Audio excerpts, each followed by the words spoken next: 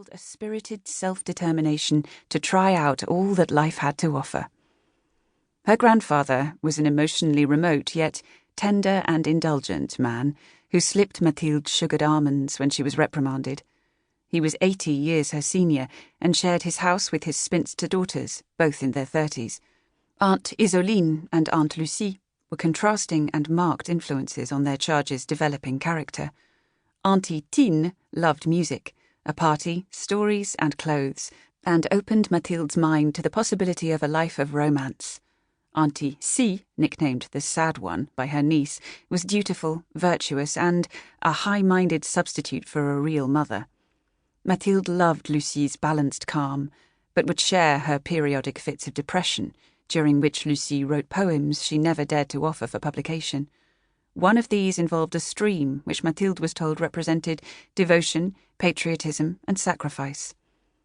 "In that desert which is my life, there flows a charming brook, fragrant with honey and nectar, in which I have drowned many a regret."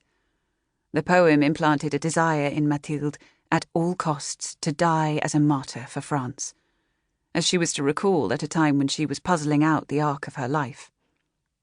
It was the first encapsulation of her romantic sense of her destiny, whose echo was to return to her 26 years later, at a moment of devastating crisis, to rally her innate heroism. Her earliest memory was of weariness, cold sweat, and a feeling of nausea. She was undergoing scarlet fever, and on her recovery was fed a baked apple, the taste of which would instill childish joy for the rest of her life. She could never drink champagne, given as medicine, without bringing her sickness to mind. She could not understand why the bells tolling wildly at the start of the war in 1914 caused her aunts to be so tearful, and was unsure how to behave. All she could think to do was continue with her household duties of making her grandfather's bed and helping with meals. The skill that would be useful to her in the next war, of how to live with secrets while putting on a front of normality, was being imprinted early. Mathilde learned to love nature in this period, and the thought of climbing roses and the scent of flowers was a great solace to her, particularly when she needed the distraction of daydreams for the rest of her life. Her feeling for the area stayed with her, and she knew that she would carry the house's smell and the feel of its rough walls to her grave. Her independence and sense that she alone could forge her identity were reinforced by the fact that she only moved to live with her family, now in a flat in Paris, in 1915, aged 7. She had no clear impressions of her parents or her younger brother, Pierre, before then. Her father was a small man with a black beard who looked mild and good to his watchful daughter. He was in army uniform in her first solid memory of him, on leave from the war in which he was to be awarded the Légion d'honneur and the Croix de Guerre. Her mother was a large lady in spectacles, perpetually about to fly into a passion.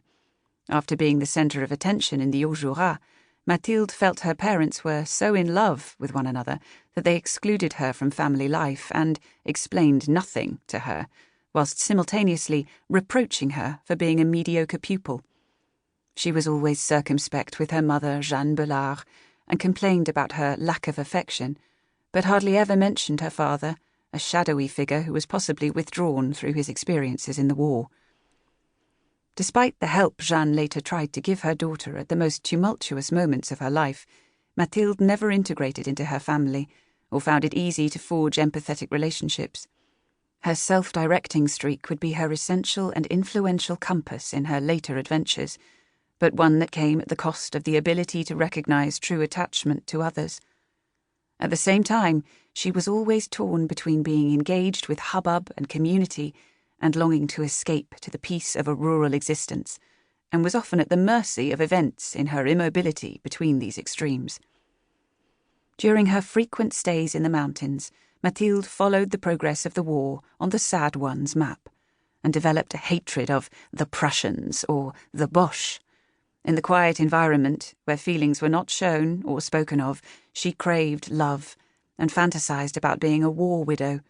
She had observed that they were treated with solicitude, consideration, and affection, and did not appear to contemplate the necessary stage prior to widowhood.